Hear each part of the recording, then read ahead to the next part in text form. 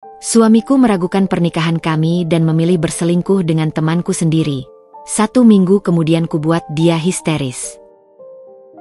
Halo Bunda, selamat datang kembali ya. Semoga Bunda semuanya dalam keadaan sehat dan bahagia ya. Sebelum masuk ke ceritanya silahkan Bunda-Bunda semuanya absen terlebih dahulu ya. Bunda semuanya dari daerah mana saja. Yang sudah subscribe semoga rezekinya lancar ya. Anggun menyeka tetesan air di gelas kristal, meletakkannya dengan hati-hati di meja makan kayu jati yang mengilap. Pukul 7 malam, dan aroma steak salmon with lemon butter sauce telah menyelimuti apartemen mewah mereka. Sebuah hunian di lantai teratas yang menyuguhkan pemandangan kerlap-kerlip kota sebagai permadani di bawah. Anggun adalah definisi dari ketenangan. Parasnya lembut dengan mata teduh yang selalu memancarkan kehangatan, seolah ia membawa musim semi kemanapun ia melangkah. Ia mengenakan gaun sederhana berwarna beige, namun auranya terasa mahal, bukan dari perhiasan yang ia kenakan, melainkan dari pembawaannya yang anggun, sesuai namanya. Ia mengecek jam tangan lagi. 15 menit lagi Syahreza, suaminya, akan pulang. Syahreza, atau yang akrab dipanggil Reza, adalah pria yang memegang kendali penuh atas hidupnya. Sebagai seorang eksekutif muda yang sukses di perusahaan investasi besar, Reza adalah sosok yang karismatik, tampan, dan ambisius. Namun, belakangan ini, ambisi itu seperti bayangan hitam yang mulai menutupi cahaya matanya, menjadikannya dingin dan mudah tersinggung. Semua sudah sempurna, tinggal menunggu raja pulang, bisik Anggun, senyumnya sedikit getir. Ia tahu, kehangatan yang ia sajikan di rumah seringkali disambut oleh es di hati Reza. Tepat pukul 19.30, pintu apartemen terbuka dengan bunyi klik yang tegas. Syahreza masuk, melempar tas kerja kulitnya ke sofa tanpa peduli. Wajahnya tampak kusut, kemeja mahalnya sedikit berantakan. Ia tidak melihat ke arah Anggun yang berdiri menyambutnya di ruang makan, matanya kosong menatap lantai marmer. Kamu sudah pulang? Aku sudah siapkan makan malam. Salmon kesukaanmu, sambut Anggun lembut, suaranya seperti alunan musik pelan yang menenangkan. Syahreza hanya menggumam, melepas dasinya seolah benda itu mencekiknya. Aku sudah makan di kantor. Banyak pekerjaan. Anggun mendekat, tangannya terangkat hendak menyentuh lengan Syahreza. Namun suaminya itu mundur selangkah, menciptakan jarak yang terasa seperti jurang. Kenapa? Kamu terlihat sangat lelah, sayang. Pekerjaan apa yang sampai membuatmu lupa pada istri di rumah? Tanya Anggun, nadanya tetap sabar, meski ada riak sakit yang mulai merayap di dadanya. Syahreza mendengus lelah. Bukan urusanmu, Anggun. Jangan selalu bertingkah seolah dunia hanya berputar di dapur dan kamar tidur ini. Bisnis sedang rumit. Ia berjalan menuju lemari pendingin dan mengambil sebotol air dingin. Aku mengerti tentang bisnis, Reza. Tapi kita sudah berjanji, masalah di luar jangan dibawa masuk ke rumah. Kita bisa membicarakannya. Kita sudah bersama 4 tahun. Kita melewati banyak hal. Syahreza menatap Anggun, tatapannya tajam dan menghakimi. Justru itu. 4 tahun. Anggun, aku tidak tahu apakah kita sudah membuat keputusan tepat untuk menikah secepat ini. Kata-kata itu diucapkan dengan begitu datar, menghantam Anggun tanpa ampun. Seolah-olah Syahreza baru saja meragukan fondasi rumah tangga yang mereka bangun dengan susah payah. Keputusan apa yang kamu maksud? Tanya Anggun, berusaha menahan suaranya agar tidak bergetar. Keputusan kita sudah 4 tahun lalu. Syahreza, ada apa? Ceritakan padaku. Apakah kamu menyesal? Syahreza memalingkan wajah. Tidak ada apa-apa. Aku hanya terlalu banyak berpikir. Akhir-akhir ini kamu terlalu fokus pada hal-hal domestik. Anggun, aku butuh pasangan yang bisa menyeimbangi ambisiku, yang mengerti pergerakan pasar, bukan hanya mengkhawatirkan menu makan malam. Pernyataan itu adalah cambuk yang menyakitkan. Anggun adalah lulusan terbaik di Fakultas Hukum dan memiliki kecerdasan yang luar biasa. Namun ia memilih untuk memprioritaskan rumah tangga di tahun-tahun awal pernikahan mereka, demi mendukung karir Syahreza. Sebuah keputusan yang kini terasa seperti kesalahan fatal. Ia menyembunyikan identitas profesionalnya yang sesungguhnya, bahwa ia adalah kepala legal consultant untuk perusahaan holding kakeknya, Sebuah fakta yang hanya diketahui oleh pengacara kepercayaannya dan ia sendiri. Anggun menjaga rahasia ini demi menghindari konflik kepentingan bisnis keluarga Shahreza yang rumit dan penuh bayangan. Aku bisa menjadi apapun yang kamu mau, Reza. Aku hanya butuh kamu terbuka, ujar Anggun. Ia mencoba menyentuh pipi suaminya. Shahreza menghindari sentuhan itu. Aku ingin istirahat. Jangan ganggu aku. Ia berjalan cepat menuju kamar mandi. Malam itu, Anggun makan sendirian di meja besar. Salmon yang lezat terasa hambar di lidahnya. Ia merasakan kehadiran dingin di antara mereka, tembok es yang dibangun suaminya sendiri. Perasaan ini bukan sekadar pertengkaran rumah tangga biasa. Ini adalah keretakan yang mengancam runtuhnya seluruh bangunan pernikahan. Anggun membereskan meja makan dengan hati-hati. Saat ia melewati meja kerja Shahreza, matanya menangkap sesuatu yang berkilauan di bawah tumpukan berkas laporan keuangan yang acak-acakan. Itu adalah sebuah ponsel smartphone model lama, yang tidak pernah ia lihat sebelumnya. Rasa penasaran bercampur dengan ketakutan yang mencekam memaksa Anggun mengambil ponsel itu. Layarnya tidak terkunci. Anggun menarik napas dalam-dalam, menyiapkan hatinya untuk menerima kenyataan pahit, seolah ia sedang menyelam ke palung terdalam tanpa oksigen. Pesan di aplikasi chatting muncul di layar. Itu adalah percakapan dengan kontak bernama Andin, kerja. Andin.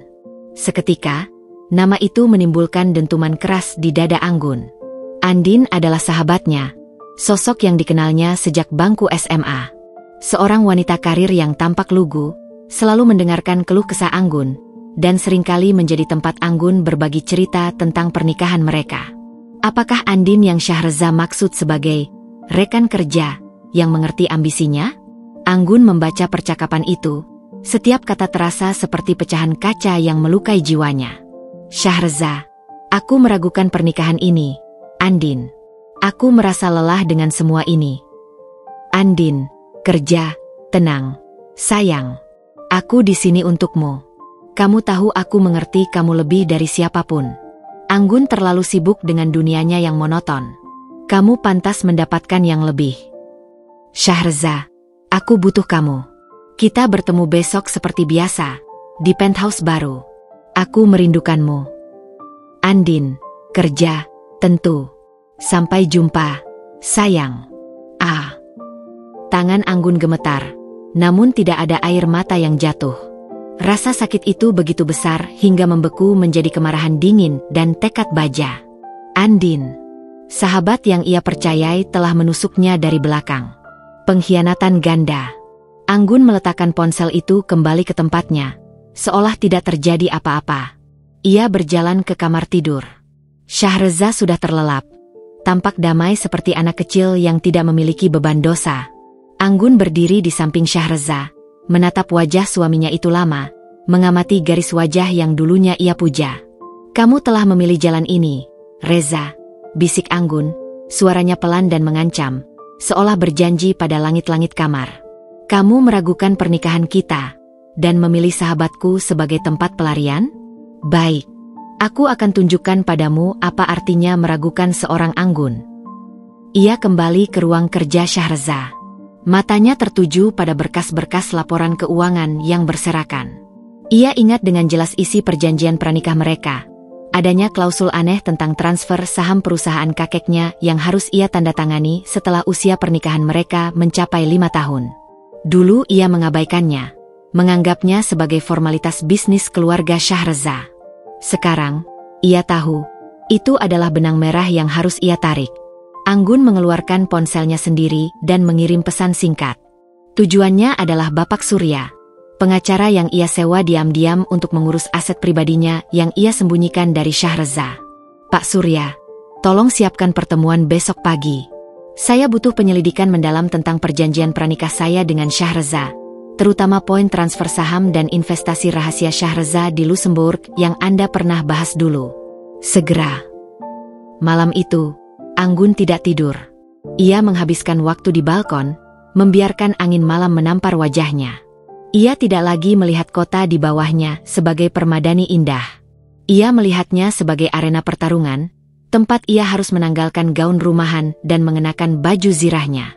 Perselingkuhan Syahreza dengan Andin adalah awal dari sebuah permainan yang lebih besar, dan Anggun akan memastikan bahwa ia yang menjadi pemenang. Ia akan mengubah rasa sakit ini menjadi kekuatan yang akan membuat suaminya dan sahabatnya menyesal telah meremehkan seorang Anggun. Waktu hitung mundur 1 minggu telah dimulai. Fajar menyingsing, mewarnai langit Jakarta dengan semburat jingga keemasan. Anggun telah bangkit jauh sebelum matahari, meninggalkan ranjang dingin yang ditinggali Syahreza. Ia memandang pantulan dirinya di cermin, bukan lagi sebagai Anggun si istri yang terluka, melainkan sebagai seorang jenderal yang baru saja menerima peta perang. Rasa sakit semalam telah mengkristal menjadi tekad yang tajam, menghilangkan sisa-sisa kelembutan yang selama ini menjadi tamengnya. Pukul 8 pagi, Anggun sudah berada di lantai dasar gedung megah milik firma hukum Bapak Surya. Ruangan itu didominasi warna gelap dan aroma kayu cendana, memancarkan aura kerahasiaan dan kekuasaan. Bapak Surya, seorang pria parubaya dengan reputasi tak terkalahkan, menyambut Anggun dengan hormat. "Selamat pagi, Nona Anggun. Saya sudah membaca berkas yang Anda kirimkan. Perjanjian pranikah ini memang tidak biasa," ujar Bapak Surya, mengenakan kacamata berbingkai emas. Anggun duduk tegak. "Panggilan Nona, cukup, Pak Surya. Status saya saat ini sedang diselidiki. Saya ingin tahu, apa motif Syahreza mengikat transfer saham warisan kakek saya dengan usia pernikahan 5 tahun? Dan yang lebih penting, apakah ini terkait dengan investasinya di luar negeri yang tersembunyi?" Bapak Surya menghela napas. "Naluri Anda tajam, Nona. Perjanjian itu didesain untuk memberi waktu pada Syahreza. Jika dia bisa mempertahankan pernikahan ini hingga tahun kelima, warisan kakek Anda yang berupa saham pengendali di Adhiwangsa Group, raksasa properti yang Anda sembunyikan dari Syahreza, akan otomatis menjadi miliknya. Kekuatan itu adalah mahkota kerajaan yang sangat didambakan dalam dunia bisnis." "Dan perselingkuhan ini?" tanya Anggun, suaranya tenang, seolah membicarakan cuaca. "Itu adalah pisau bermata dua. Dalam perjanjian ini, ada klausul moralitas yang sangat ketat. Jika salah satu pihak terbukti melakukan pengkhianatan, maka klausul finansial menjadi batal demi hukum, dan pihak yang setia akan mendapat kompensasi penuh, termasuk kepemilikan saham itu secara langsung," jelas Bapak Surya. "Syahreza meragukan pernikahan Anda, Nona, karena dia tertekan untuk segera mendapatkan saham tersebut. Tapi perselingkuhan ini justru menjadi bumerang, membuka pintu bagi Anda untuk mendapatkan saham itu lebih cepat." Anggun tersenyum kecil.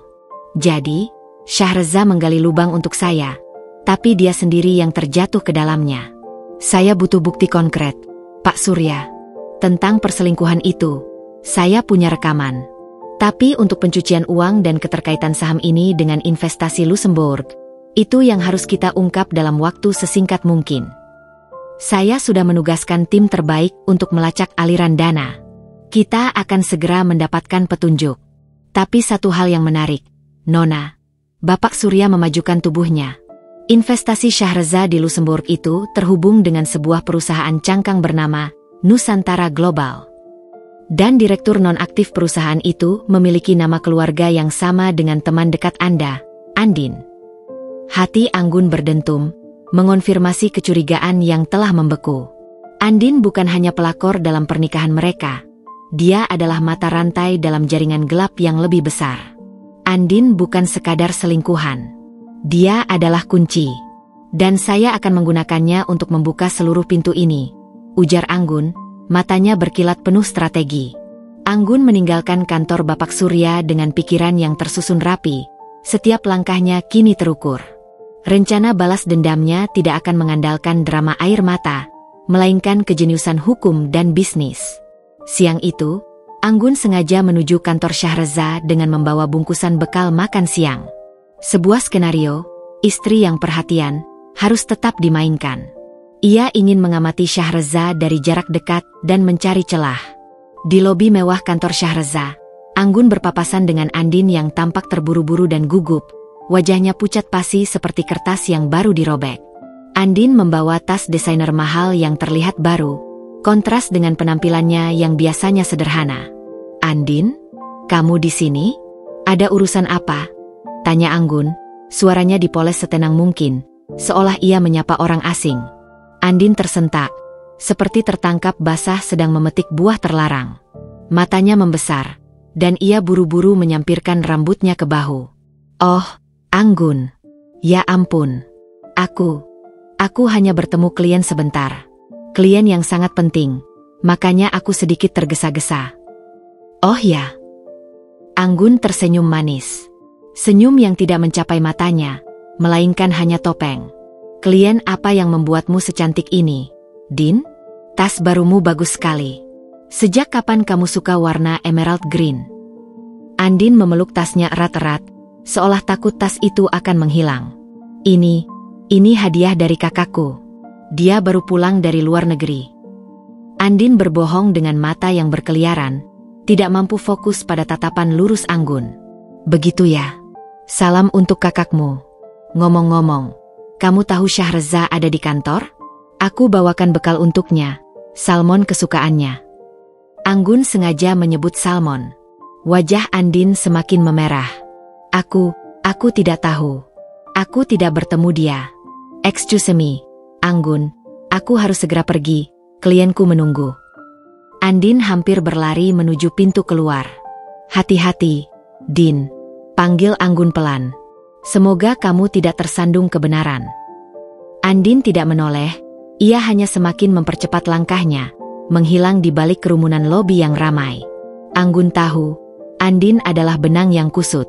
Ia tidak hanya terlibat cinta segitiga, tapi juga pusaran bisnis gelap Syahreza. Anggun naik ke lantai eksekutif. Ketika ia masuk ke ruangan Syahreza tanpa mengetuk, suaminya tampak kaget, seolah Anggun adalah hantu di siang bolong. Syahreza sedang berbicara di telepon dengan nada berbisik, yang langsung terhenti saat melihat Anggun. Ada apa, Anggun? Kenapa tidak bilang mau datang? Syahreza tampak frustrasi, menutup teleponnya buru-buru. Aku hanya ingin memastikan suamiku tidak kelaparan. Kamu melewatkan sarapan, Reza. Aku bawakan bekal, ujar Anggun, menaruh bungkusan itu di meja.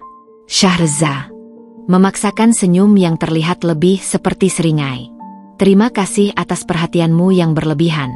Kamu tidak perlu repot-repot, Anggun. Aku bisa minta asistenku.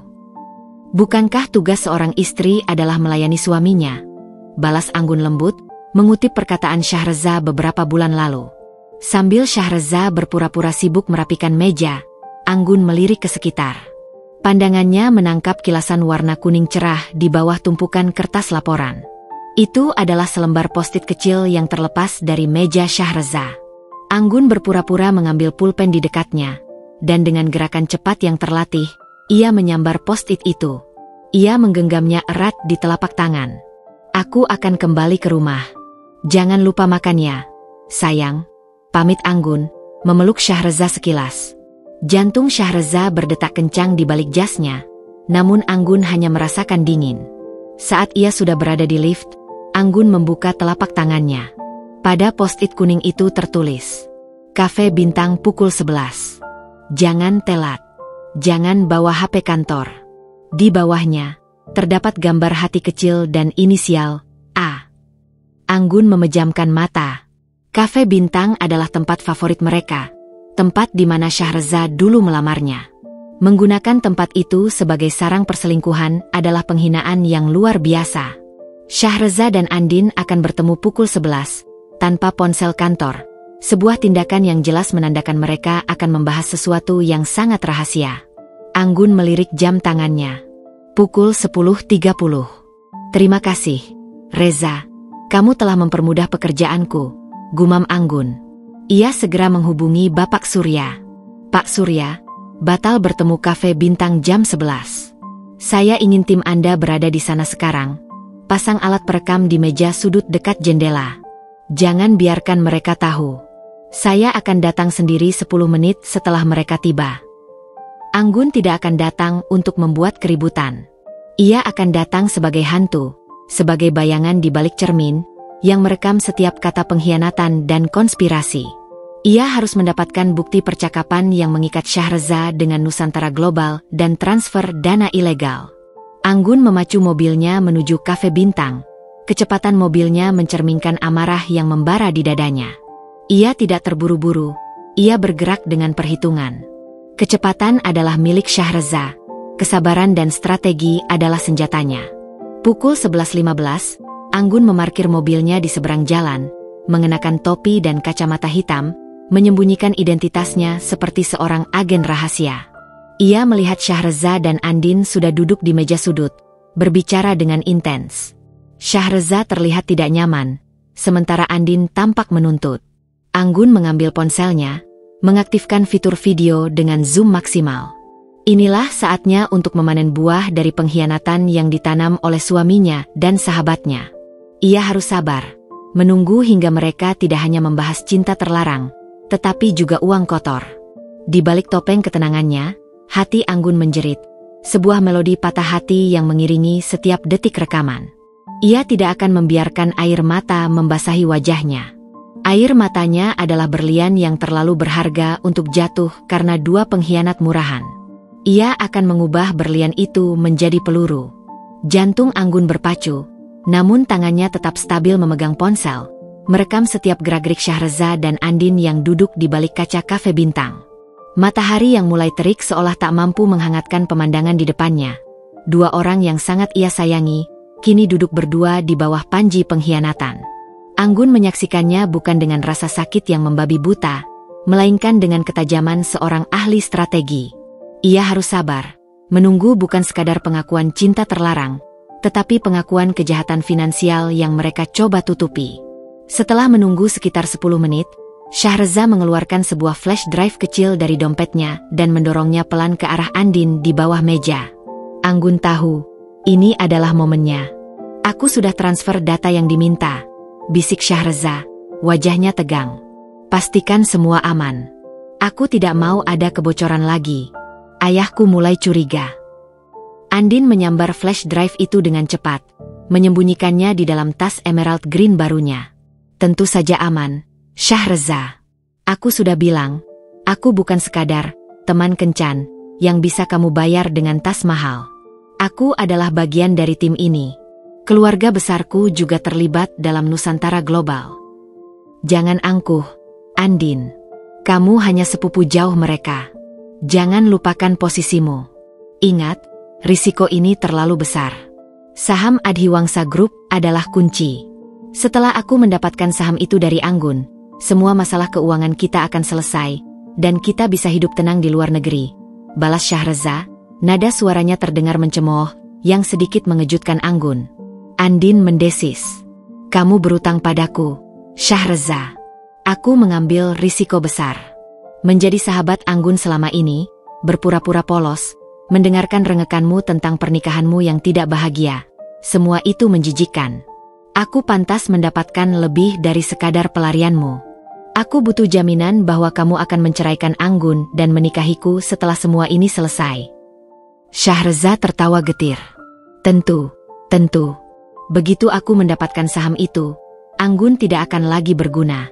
Dia hanya penghalang, seorang istri yang polos yang gampang dimanipulasi dengan perjanjian pranikah. Pernyataan itu menusuk ulu hati Anggun, namun ia hanya mengeratkan rahangnya. Rasa sakitnya telah bertransformasi menjadi bahan bakar. Anggun kini tahu, ia tidak hanya dikhianati oleh suami dan sahabatnya, tetapi ia juga menjadi korban konspirasi finansial yang melibatkan keluarganya sendiri dan perusahaan warisannya. Setelah percakapan krusial itu, Shahreza mengeluarkan ponselnya yang lain, ponsel yang Anggun temukan. Ia buru-buru mengetik pesan. Andin tersenyum dan mengangguk, lalu beranjak pergi meninggalkan kafe. Anggun tidak bergerak. Ia menunggu. 5 menit kemudian, Shahreza juga berdiri, tidak menuju kantornya, melainkan ke arah yang berlawanan. Anggun menyalakan mesin mobilnya dan menjaga jarak, mengikuti Shahreza seperti bayangan yang tak terdeteksi. Shahreza memacu mobilnya menuju kawasan elit di pusat kota, tepat di sebelah gedung pencakar langit yang paling baru. Mobilnya memasuki basement sebuah penthouse mewah yang didominasi warna kaca biru gelap. Jadi, ini tempat biasa yang kamu sebutkan, bisik Anggun. Matanya menyipit saat membaca nama gedung itu, The Zenith Residence. Anggun memutar mobilnya, tidak masuk ke dalam gedung. Ia tahu Shahreza akan menghabiskan waktu di sana. Ini adalah kesempatan emas untuk mendapatkan bukti fisik, sesuatu yang tidak bisa dibantah oleh pengacara manapun. Ia segera menghubungi Bapak Surya. Pak Surya, Shahreza baru saja masuk ke The Zenith Residence, unit teratas. Itu pasti penthouse rahasianya. Saya butuh tim ahli untuk masuk secara diam-diam. Saya curiga ada dokumen yang menghubungkan transfer dana ilegal dengan Nusantara Global di sana. Sangat berisiko, Nona Anggun, jawab Bapak Surya dari seberang telepon. Pelanggaran privasi bisa membatalkan semua bukti yang kita miliki. Tidak akan ada pelanggaran jika kita memiliki kunci, bukan? Anggun tersenyum misterius. Shahreza terlalu ceroboh. Di laci meja kerjanya, di kantor, tersembunyi kunci duplikat. Itu adalah kunci cadangan apartemen kami, yang dia bilang sudah rusak. Saya akan mengambilnya sekarang. Anggun memutar kembali mobilnya ke kantor Shahreza. Menggunakan alasan kunci yang tertinggal, ia berhasil masuk ke ruangan suaminya yang masih kosong. Dengan hati-hati, ia membuka laci tersembunyi di bawah meja. Tepat di balik notebook lamanya, tergeletak kunci metal berukir logo Z, kunci The Zenith Residence. Dasar amatir, cibir Anggun. Shahreza terlalu tenggelam dalam kesombongannya sebagai pengkhianat, hingga lupa bahwa istri polos ini lebih cerdas dari yang ia duga. Pukul 5 sore, Anggun dan 2 anggota tim investigasi Bapak Surya, yang menyamar sebagai teknisi AC, berhasil memasuki penthouse Shahreza. Interiornya dingin dan maskulin, dipenuhi botol minuman keras mahal dan pakaian wanita yang berserakan, jelas milik Andin. Anggun, dengan sarung tangan, mulai mencari. Ia tidak tertarik pada bukti perselingkuhan, ia mencari kejahatan yang lebih besar. Di dalam brankas tersembunyi di balik lukisan abstrak, tim menemukan sebuah folder merah. Di dalamnya, ada salinan dokumen yang sangat penting. Draft perjanjian transfer saham Adhiwangsa Group, dengan tambahan klausul yang jauh lebih kejam dan mengikat, yang belum pernah ditunjukkan kepada Anggun. Laporan keuangan Nusantara Global, mencantumkan Shahreza sebagai pemegang saham besar dan Andin sebagai direktur operasional offshore secara diam-diam. Bukti transfer dana, rincian transfer jutaan dolar ke rekening di Luxembourg yang jelas merupakan modus pencucian uang. Anggun memotret setiap lembar dokumen dengan kamera beresolusi tinggi. Dia merasakan kemenangan yang dingin, namun juga kepedihan yang dalam. Shahreza tidak hanya meragukan cintanya, ia mencoba merampas warisan keluarganya dan menjebaknya dalam kasus kejahatan. Saat mereka bersiap untuk pergi, Anggun melihat sebuah kartu ucapan ulang tahun di nakas. Untuk Shahrezaku tersayang. Selamat ulang tahun ke-30. Aku tahu semua ini berat, tapi sedikit lagi. Aku akan segera mendapatkan apa yang pantas untukku, dan kamu juga. Aku mencintaimu lebih dari segalanya. Dari Andin. Anggun baru menyadari, hari ulang tahun Shahreza sebenarnya sudah lewat sebulan yang lalu, dan ia tidak pernah merayakannya dengan suaminya karena Shahreza beralasan sedang dinas ke luar negeri. Alih-alih dinas, Shahreza merayakan dengan Andin di penthouse ini, merencanakan kehancuran Anggun. Simpan semua bukti ini, Pak Surya. Ini adalah peluru kita, perintah Anggun, suaranya mantap. Besok, saya akan bertindak. Saya akan berhadapan dengan Shahreza dan Andin. Waktunya mereka tahu siapa sebenarnya Anggun. Ia keluar dari penthouse itu, membawa beban rahasia yang ia sembunyikan selama bertahun-tahun, kini siap ia ledakan. Ia bukan lagi istri polos, yang hanya memikirkan masakan.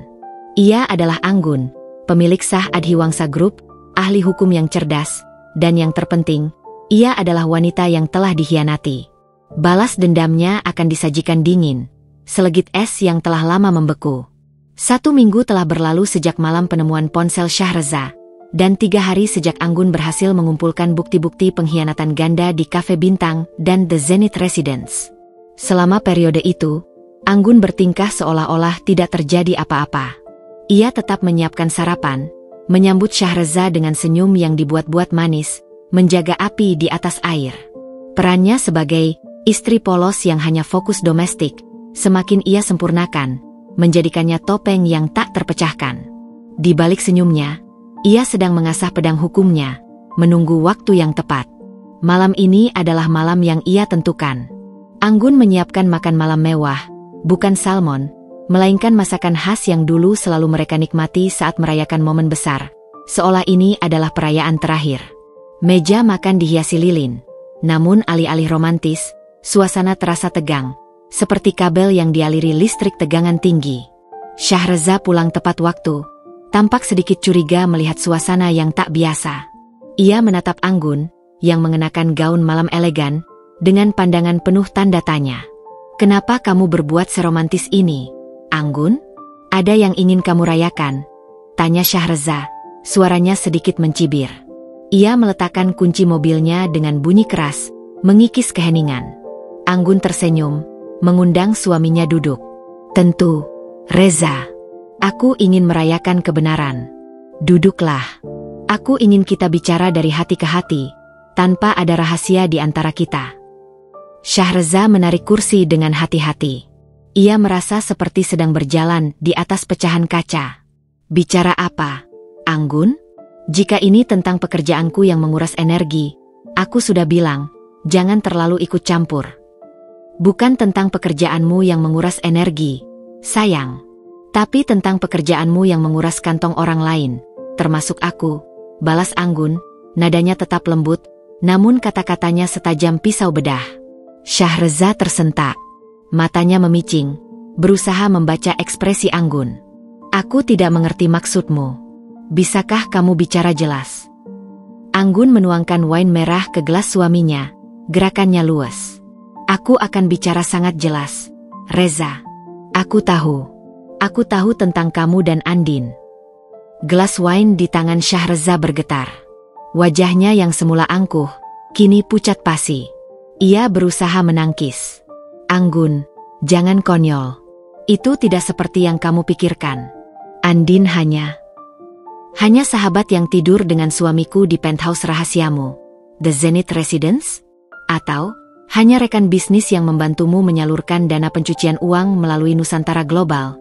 potong Anggun, tatapannya kini berubah menjadi baja. Shahreza tersedak minumannya. Ekspresinya berubah dari shock menjadi kepanikan total. Ia tahu, ketika Anggun menyebut The Zenith Residence dan Nusantara Global, ini bukan lagi sekadar kasus perselingkuhan yang bisa ia selesaikan dengan permintaan maaf palsu. Kamu gila, Anggun. Jangan mengada-ada." Shahreza bangkit dari kursinya, berusaha mengintimidasi. Anggun tetap duduk, memancarkan ketenangan yang mencekam. Ia mengeluarkan ponselnya dan meletakkannya di tengah meja. "Kamu bisa melihat sendiri, Shahreza. Aku tidak gila." Ia memutar rekaman suara dari Cafe Bintang. Suara Shahreza yang berbisik tentang saham Adhiwangsa Group, tentang flash drive, dan janji untuk menikahi Andin. Kemudian, ia menunjukkan foto-foto folder merah berisi dokumen transfer dana dan laporan keuangan Nusantara Global dari brankas tersembunyi. Shahreza terduduk kembali, seluruh kekuatannya lenyap. Keringat dingin mulai membanjiri pelipisnya. Ia tidak menyangka Anggun, si istri yang ia anggap bodoh dan polos, ternyata adalah gunung berapi yang meletus. Bagaimana kamu bisa mendapatkan semua ini? Kamu menyadapku? Kamu masuk tanpa izin," desis Shahreza, matanya dipenuhi ketakutan dan amarah. "Aku? Menyadap? Bukankah itu adalah hal yang seharusnya kamu takutkan dari musuh bisnismu, bukan dari istrimu, Shahreza?" Anggun membalas dengan pertanyaan retoris yang mematikan. "Aku tidak menyadap, sayang. Aku hanya membersihkan rumah. Dan ternyata, rumah kita sudah penuh dengan tikus." Shahreza meremas rambutnya. "Baik, jika kamu sudah tahu, lalu apa maumu? Perceraian? Ambil saja. Aku lelah berpura-pura. Aku tidak pernah yakin kita seharusnya bersama. Aku butuh seseorang yang mengerti ambisiku. Anggun, bukan kamu yang hanya peduli pada taplak meja dan bunga di vas." Anggun mengangkat alisnya. "Perceraian? Tentu. Tapi ini akan menjadi perceraian yang kamu sesali seumur hidupmu, Shahreza. Dan itu adalah maumu. Tapi aku punya syarat." Anggun berdiri, mengambil wine miliknya, dan menyesapnya pelan. "Aku akan memberimu waktu 1 minggu. 7 hari hitung mundur. Dalam 1 minggu, Aku akan berikan kejutan. Sebuah pengumuman yang akan mengubah segalanya. Setelah itu, kamu bisa memilih untuk menangis histeris atau memohon di hadapanku. Shahreza menatap Anggun, matanya berkobar penuh kebencian dan kebingungan. Kejutan apa? Kamu mengancamku? Kamu tidak akan pernah bisa melawanku. Anggun, kamu tidak punya koneksi sekuat keluarga dan ayahku. Anggun tertawa, tawa yang dingin dan menakutkan, seperti suara es yang pecah. Oh, aku punya. Shahreza, kamu lupa. Aku menikahimu dengan nama keluargaku. Tapi kamu tidak tahu, di balik nama keluarga itu, ada nama besar yang selama ini aku sembunyikan. Adhiwangsa Group bukan hanya nama perusahaan properti kakekku. Itu adalah kerajaan yang jauh lebih besar dari yang kamu bayangkan. Dan aku, Anggun, adalah pewaris tunggalnya yang sah. Wajah Shahreza langsung memutih, seolah semua darah di tubuhnya tersedot habis. Adhiwangsa Group adalah konglomerasi yang sangat dihormati, jauh lebih besar daripada perusahaan ayahnya. Kamu berbohong. Kamu hanya seorang ibu rumah tangga, gagap Shahreza. Ibu rumah tangga yang juga Chief Legal Consultant di kantor pusat Adhiwangsa Group. Sayang, koreksi Anggun, suaranya kini penuh otoritas. Pernikahan kita, awalnya, adalah bagian dari misiku. Aku tahu ada sesuatu yang tidak beres dengan perjanjian pranikah itu. Aku mencurigai motif bisnismu. Aku menunggumu jujur tentang niatmu merampas saham kakekku. Tetapi kamu malah memberiku hadiah perselingkuhan dengan temanku sendiri. Itu adalah plot twist yang luar biasa. Anggun mendekat, membungkuk sedikit, menatap mata Shahreza yang penuh keputusasaan. Aku sudah memberimu kesempatan 4 tahun, Shahreza. Aku menunggumu memilih cinta di atas ambisi gelap. Tapi kamu memilih jalan pintas. Sekarang, aku yang akan memilih jalanku. 1 minggu. Persiapkan dirimu untuk histeria. Setelah itu, kamu tidak hanya kehilangan aku, tapi juga segalanya yang kamu cintai dan inginkan. Anggun berdiri, meninggalkan Shahreza membeku dalam keterkejutan dan ketakutan. Ia berjalan menuju kamar tidur, mengunci pintu di belakangnya. Di balik pintu itu, Anggun tidak menangis, melainkan tersenyum puas. Pengkhianatan telah membuka pintu yang selama ini ia kunci. Permainan baru saja dimulai, dan ia sudah berada 5 langkah di depan Shahreza dan Andin. Hitungan mundur 7 hari telah dimulai. Apartemen mewah itu kini terasa seperti ruang hampa. Setelah konfrontasi dingin, Shahreza memilih mengasingkan diri, menjauh dari Anggun, mungkin ke penthouse rahasia miliknya. Kepergian Shahreza adalah kelegaan bagi Anggun. Ini memberinya ruang untuk bertransformasi total, melepaskan jubah, istri polos, dan mengenakan kembali identitasnya yang sesungguhnya. Seorang pemimpin cerdas dan ahli strategi hukum. Anggun tidak lagi memasak, membersihkan, atau bahkan menunggu. Rutinitasnya kini berpusat di lantai 45 gedung pencakar langit milik Adhiwangsa Group, di mana kantor Chief Legal Consultant miliknya berada. Ruangan itu didominasi oleh panel kaca, memberinya pandangan luas atas kota yang kini menjadi medan permainannya. Anggun terlihat berbeda, rambutnya ditata elegan, setelan kerjanya memancarkan otoritas, dan matanya memancarkan api yang tak terpadamkan. Pak Surya, laporan tim investigasi sudah sampai di meja saya, tanya Anggun tegas melalui interkom. Sudah, Nona Anggun. Tim sudah mengamankan salinan digital dari semua bukti di The Zenith Residence. Kami juga sudah melacak aliran dana Nusantara Global. Semua mengarah ke perusahaan Shahreza dan ayahnya, jawab Bapak Surya. Bagus. Segera ajukan gugatan, tapi jangan serahkan berkasnya ke pengadilan dulu. Saya ingin gugatan itu menjadi bom waktu, siap diledakkan dalam 3 hari ke depan, tepat di hari pengumuman kejutan saya, perintah Anggun. Pastikan semua media on call. Di tengah kesibukannya, ponsel Anggun berdering. Nama Andin tertera di layar.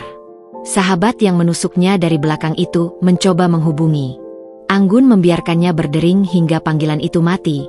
Lalu ia mengirim pesan singkat. Anggun, jangan buang waktumu. Andin, aku sibuk. Aku sedang menyiapkan kejutan besar. Bukankah kamu suka kejutan? Tunggu saja. Kita akan bertemu lagi segera. Pesan itu adalah umpan yang Anggun lemparkan, Sebuah provokasi yang ia tahu akan membuat Andin panik dan melapor kepada Shahreza. Anggun ingin mereka ketakutan, membuat langkah ceroboh yang akan mempermudah pekerjaannya. Tak lama kemudian, Shahreza menelepon. Suaranya terdengar cemas dan marah.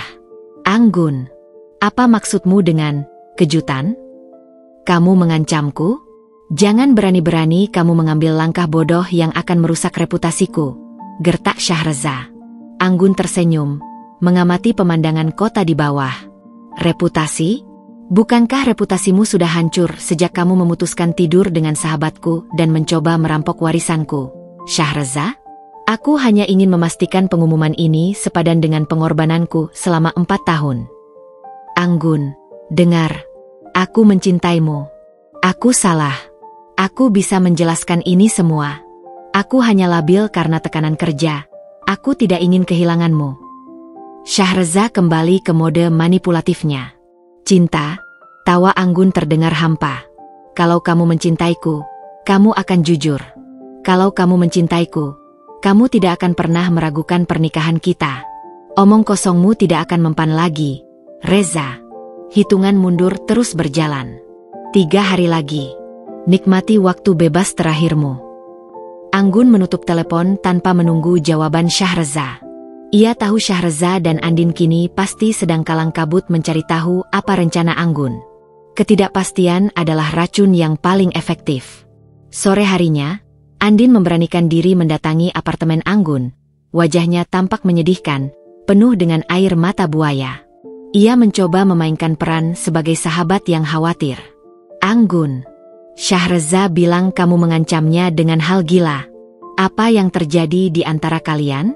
Kalian tidak boleh bercerai, seru Andin, langsung memeluk Anggun. Namun Anggun berdiri kaku seperti patung es. Anggun mendorong pelukan itu dengan lembut. Terima kasih atas perhatianmu, Andin. Tapi kamu tidak perlu repot-repot memikirkan rumah tanggaku. Bagaimana aku tidak repot? Kamu sahabatku. Aku khawatir melihatmu seperti ini. Shahreza itu memang labil, tapi dia tidak bermaksud menyakitimu. Kamu harus memaafkannya. Pernikahan itu cobaan. Andin mengeluarkan sapu tangan, seolah-olah ia yang paling terluka. Cobaan? Benar, Din. Dan kamu adalah salah satu bagian dari cobaan itu, kan? Kata Anggun santai, mengamati riasan mata Andin yang luntur. Andin langsung panik. Apa maksudmu? Aku tidak mengerti. Oh, kamu mengerti, Din. Tentu saja kamu mengerti. Kamu mengerti bagaimana rasanya menjadi simpanan pria yang seharusnya menjadi milik sahabatmu sendiri. Kamu mengerti bagaimana rasanya menjadi pion dalam permainan bisnis gelap Nusantara global. Dan kamu juga mengerti bagaimana rasanya menjadi sepupu jauh dari direktur perusahaan cangkang, bukan? Anggun menembakkan setiap kata dengan presisi mematikan. Wajah Andin berubah total. Topeng kepalsuannya runtuh, digantikan oleh ketakutan yang mendalam. Ia mundur selangkah. Anggun, aku bisa jelaskan. Aku terpaksa. Shahreza menjebakku. Ratap Andin, mencari-cari alasan. Menjebak? Kamu sangat menikmati tas emerald green barumu yang dibeli dari uang kotor, Din. Kamu menikmati momen ulang tahun rahasia Shahreza di penthouse tanpa aku ketahui. Jangan menghinaku dengan kebohongan itu, ujar Anggun, suaranya naik 1 oktav, memotong setiap pembelaan Andin. Andin mulai menangis histeris. Aku minta maaf, Anggun. Aku putus asa. Aku butuh uang. Shahreza bilang, jika dia mendapatkan sahammu, dia akan memberiku komisi yang besar. Dia bilang kamu bodoh dan tidak akan tahu apa-apa. Dan kamu percaya itu? Tanya Anggun, matanya menusuk. Kamu meremehkan kecerdasan wanita yang kamu sebut sahabatmu selama 10 tahun? Kamu mengorbankan persahabatan kita demi komisi dan janji palsu seorang pengkhianat. Anggun berjalan ke laci, mengambil sebuah kotak kecil. Ia membukanya, memperlihatkan sebuah kalung emas dengan liontin permata kecil. Hadiah dari Andin saat ulang tahunnya yang ke-25. Kalung ini, kamu bilang itu adalah lambang persahabatan sejati kita. Ternyata, itu hanyalah hiasan untuk pengkhianatanmu. Anggun melempar kalung itu ke lantai, menimbulkan bunyi denting yang memilukan. Pergilah, Andin. Aku sedang sibuk menyiapkan kejutan untuk Shahreza. Kamu juga termasuk dalam kejutan itu. Tunggu saja. Pintu ini tertutup untukmu. Selamanya. Andin lari dari apartemen itu. Tangisan histerisnya terdengar hingga ke koridor. Anggun kembali ke kantornya di Adhiwangsa Group, mengunci pintu. Ia merasa lega setelah membersihkan racun Andin dari hidupnya. Ia menatap keluar jendela, melihat kota yang bersinar terang. Namun kini ia melihatnya dengan mata seorang queen yang siap mengambil kembali tahtanya. Mereka pikir aku hanya seorang istri yang menangis di pojokan, gumam Anggun. Mereka lupa bahwa wanita yang disakiti adalah arsitek balas dendam yang paling teliti. Permainan dimulai dalam 3 hari. Aku akan menunjukkan kepada Shahreza apa artinya menjadi histeris. 2 hari berlalu dalam keheningan yang menyesakkan di antara Anggun dan Shahreza. Anggun bekerja dari kantornya, mengendalikan seluruh proses hukum dan bisnis dari balik tirai. Sementara itu, Shahreza dan Andin dilanda kegelisahan yang memuncak.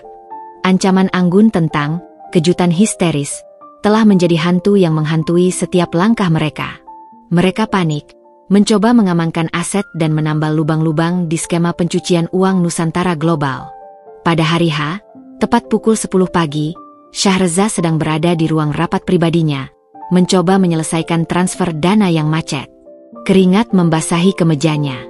Ia tidak tidur nyenyak selama 2 malam, dihantui oleh bayangan Anggun yang tiba-tiba berubah menjadi sosok wanita cerdas yang penuh perhitungan. Tiba-tiba, ponsel Shahreza berdering. Itu adalah panggilan dari ayah Shahreza, yang suaranya terdengar cemas. Reza, ada apa ini? Kantor kita didatangi auditor dari Otoritas Jasa Keuangan, OJK. Mereka bilang ada laporan anonim tentang ketidakberesan dana investasi offshore yang terhubung dengan Nusantara Global. Segera kembali ke kantor pusat, bentak ayahnya. Jantung Shahreza serasa jatuh ke dasar perut. Tidak mungkin, yah. Tidak ada yang tahu soal Nusantara Global. Cepat kembali. Ini bukan audit biasa, Reza. Mereka membawa folder yang sama persis dengan yang kau simpan di brankas. Sial. Siapa yang membocorkan ini? Raung ayahnya. Shahreza tahu pasti siapa pelakunya. Anggun. Hanya Anggun yang tahu tentang The Zenith Residence dan brankas itu. Amarahnya memuncak, bercampur dengan ketakutan yang tak terhingga. Ia segera menghubungi Andin. Andin, kita harus bertemu sekarang. Kantor sedang diserang.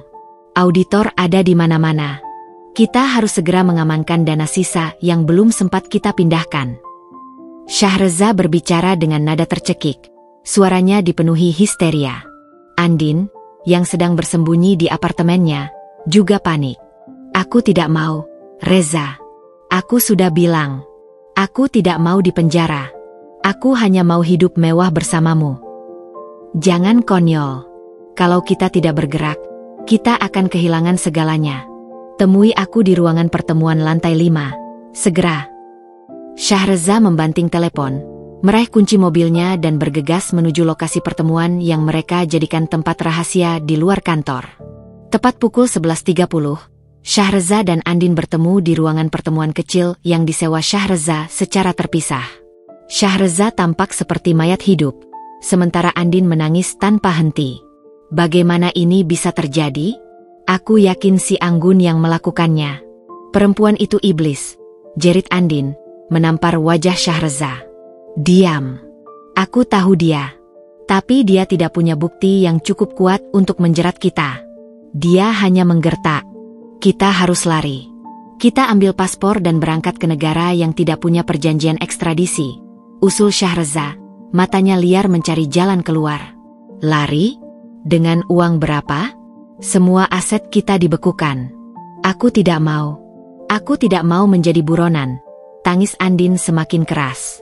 Saat ketegangan mencapai puncaknya, pintu ruangan itu tiba-tiba diketuk. Ketukan itu terdengar tegas dan dingin, seperti bunyi genderang kematian. Siapa? Seru Shahreza, langsung berdiri di depan pintu dengan gestur defensif. Tuan Shahreza, kami datang mewakili Nyonya Anggun. Kami membawa surat pemberitahuan gugatan. Sebuah suara berat menyahut dari luar. Syahreza mendengus sinis. Gugatan cerai? Ambil saja. Kirim ke kantor pengacaraku. Pintu terbuka perlahan. Masuklah Bapak Surya, didampingi oleh 2 petugas yang berpakaian sipil tetapi memancarkan aura keamanan profesional. Di tangan Bapak Surya terdapat amplop tebal. Ini bukan hanya gugatan cerai, Tuan Syahreza. Ini adalah surat pemberitahuan gugatan pidana dan perdata atas nama Nyonya Anggun binti Adhiwangsa, ujar Bapak Surya, suaranya tenang dan mematikan. Syahreza tertawa hambar. Kalian salah orang. Anggun tidak akan punya bukti untuk gugatan pidana. Ia menoleh ke arah Andin. Andin, telepon pengacaraku. Sekarang. Andin sudah membeku di tempatnya, menatap lurus ke arah pintu. Matanya membelalak, bukan karena Bapak Surya, tetapi karena sosok yang baru saja melangkah masuk ke ruangan itu. Di belakang Bapak Surya, berdiri Anggun. Ia mengenakan setelan jas Navy yang dibuat khusus, rambutnya diikat rapi, dan wajahnya dipoles tanpa celah. Ia memancarkan aura kekuatan yang tak pernah terbayangkan oleh Syahreza. Ia berdiri tegap, tidak ada sedikit pun sisa-sisa Anggun si istri rumahan yang rapuh. Ia adalah wanita karir puncak yang berkuasa. Halo, Syahreza dan Andin. Selamat datang di babak klimaks kejutan yang aku janjikan. Sapa Anggun, suaranya rendah dan penuh kemenangan, seperti ratu yang baru saja merebut kembali tahtanya. Syahreza menatap Anggun, matanya penuh horor. Ia merasa seperti melihat hantu. Anggun? Apa-apaan ini? Kamu berani datang ke sini? Anggun berjalan santai menuju meja, menaruh sebuah hard drive mini di permukaan kaca. Tentu aku berani. Aku datang untuk menutup rekening. Hitungan mundur 1 minggu sudah selesai. Aku sudah bilang, kamu tidak punya bukti. Bukti yang kamu ambil dari penthouse itu ilegal. Tantang Syahreza, berusaha mendapatkan kembali kendali. Anggun tersenyum mematikan. Oh, aku punya. Banyak sekali. Bukti yang kamu dan Andin berikan padaku, saat kalian berbisik mesra di Cafe Bintang, tentang transfer data, tentang saham Adhiwangsa, dan tentang Nusantara Global. Anggun mengangguk ke arah Bapak Surya. Pengacara itu menekan tombol di ponselnya, dan tiba-tiba, ruangan itu dipenuhi dengan suara Syahreza dan Andin dari rekaman rahasia di kafe. Syahreza, begitu aku mendapatkan saham itu dari Anggun, semua masalah keuangan kita akan selesai. Andin, aku mengambil risiko besar. Aku pantas mendapatkan lebih dari sekadar pelarianmu. Aku butuh jaminan bahwa kamu akan menceraikan Anggun dan menikahiku. Syahreza dan Andin benar-benar histeris. Wajah Syahreza berubah ungu karena marah dan malu. Kamu menjebakku. Kamu menyadapku. Menjebak? Aku hanya mendengarkan kebenaran. Syahreza, balas Anggun. Ia menatap Andin, yang kini gemetar di sudut ruangan. Terima kasih, Andin. Kamu telah menjadi mata-mata yang hebat, membocorkan semua rahasia Syahreza tanpa kamu sadari. Kamu adalah kartu as yang aku butuhkan untuk membuka pintu kejahatan ini. Anggun melirik Syahreza. Ingat, kamu bilang aku terlalu polos dan hanya fokus domestik? Aku tidak pernah memberitahumu bahwa sebelum menikah, aku adalah kepala tim investigasi hukum di Adhiwangsa Group. Aku mendirikan perusahaan cangkang atas namaku sendiri untuk mengawasi bisnis kotor di luar. Pernikahan ini, Syahreza, awalnya adalah misiku untuk membersihkan nama keluargaku dari keterlibatan bisnis gelap, dan aku mencurigai ayahmu terlibat. Dan kamu justru memilih jalan yang sama. Syahreza terduduk di kursi, napasnya terengah-engah. Ia memandang Anggun dengan tatapan yang benar-benar hancur. Ia tidak hanya menghadapi perceraian, ia menghadapi kehancuran total. Gugatan pidana ini didukung oleh bukti pencucian uang yang diserahkan ke OJK hari ini. Syahreza, tepat saat audit OJK dimulai, kami juga sudah mengajukan tuntutan perdata di mana kamu melanggar klausul moral dalam perjanjian pranikah. Artinya, Anggun berhenti sejenak, membiarkan setiap kata tertanam di jiwa Syahreza. Semua saham warisan kakekku yang seharusnya kamu dapatkan setelah 5 tahun pernikahan, kini otomatis menjadi milikku sepenuhnya. Kamu tidak mendapatkan apa-apa. Kamu hanya akan mendapatkan masa hukuman. Tangisan Andin berubah menjadi ratapan keras. Shahreza menatap Anggun, matanya dipenuhi air mata kemarahan dan penyesalan yang mendalam. Ia mengerti. Anggun tidak hanya membalas dendam. Anggun telah mengambil kembali seluruh kehidupannya dan menghancurkan Shahreza dengan menggunakan senjatanya sendiri, perjanjian pranikah. Anggun, aku mohon. Shahreza mencoba merangkak maju, tapi kakinya lemas. Anggun hanya memandang dingin. Terlambat. Kamu sudah memilih. Nikmatilah kejutan yang sudah kamu buat sendiri. Keheningan yang mencekik menggantung di ruangan pertemuan itu, hanya dipecahkan oleh isak tangis Andin yang kini merangkul kakinya sendiri di sudut ruangan. Shahreza masih terduduk, lututnya lemas, pandangannya kosong menatap Anggun, yang kini berdiri menjulang di hadapannya seperti Dewi Keadilan yang tak kenal ampun. Wajahnya yang semula tampan kini berlumuran keringat dingin, cerminan dari jiwanya yang telah terhempas ke dasar jurang. Bapak Surya, sang pengacara, dengan gerakan profesional, meletakkan salinan dokumen gugatan pidana dan perdata di meja. Tuan Shahreza, kami telah menyerahkan semua bukti yang kami miliki, termasuk rekaman pengakuan Anda yang didapatkan Nyonya Anggun, kepada pihak berwenang. Audit OJK sedang berlangsung di kantor Anda. Saya sarankan Anda menghubungi penasihat hukum Anda sesegera mungkin. Shahreza tidak mengindahkan Bapak Surya.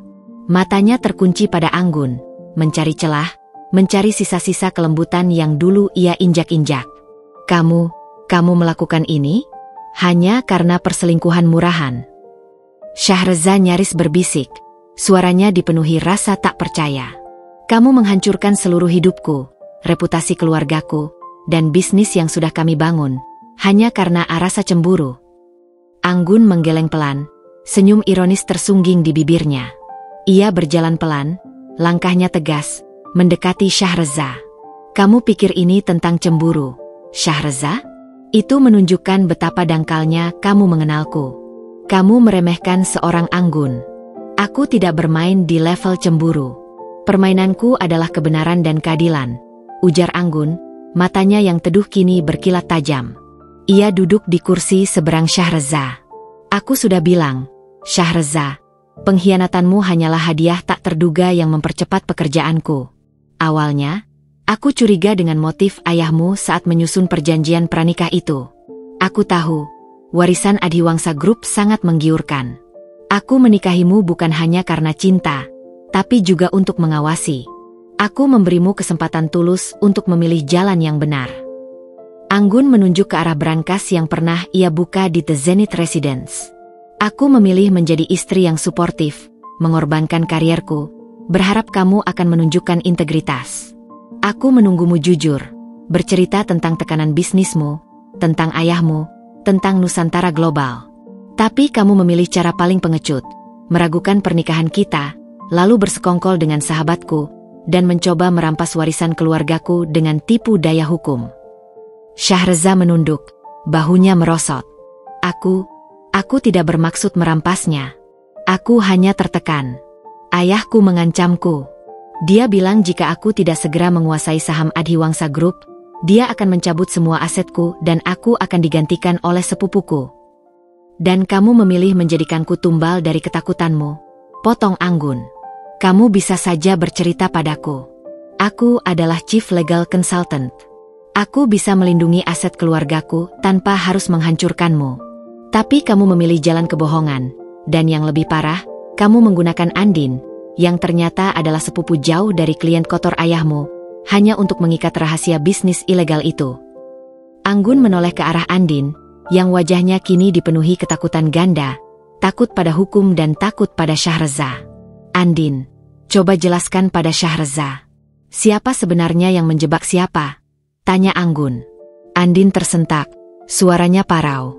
Shahreza, aku tidak sepenuhnya bersalah. Ayahmu yang menghubungiku. Dia bilang aku harus berpura-pura jatuh cinta padamu, agar kamu punya alasan untuk menceraikan Anggun di tahun keempat, di mana proses hukum transfer saham bisa lebih mudah diproses.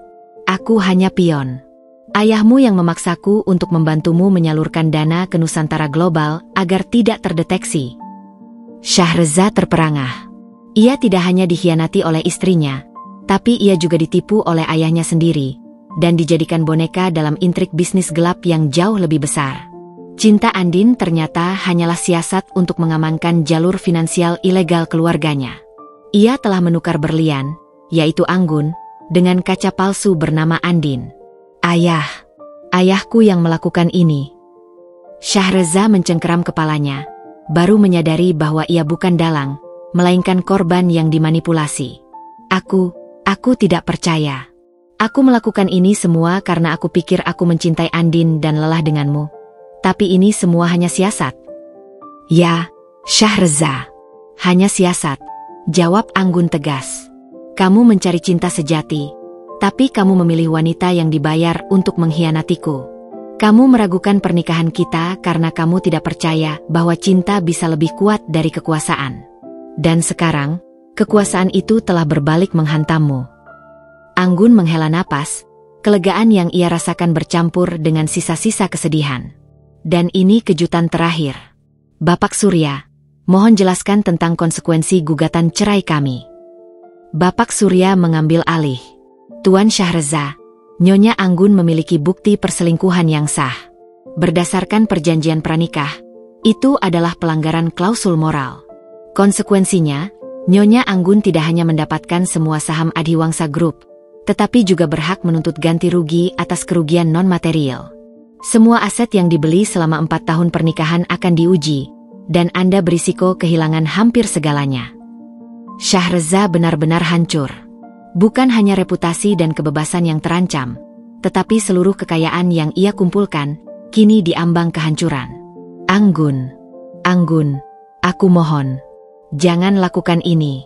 Aku akan jujur. Aku akan bekerja sama dengan OJK. Aku akan bersaksi melawan ayahku. Aku akan membantumu membersihkan nama keluargamu. Tapi tolong, jangan ambil semuanya dariku. Aku mencintaimu, Anggun. Aku benar-benar mencintaimu. Aku salah memilih jalan. Shahreza merangkak mendekati kaki Anggun. Tangisannya kini nyata, bukan lagi air mata manipulasi, melainkan air mata penyesalan sejati. Anggun menatapnya, ada sedikit riak kasihan, namun tekadnya lebih kuat.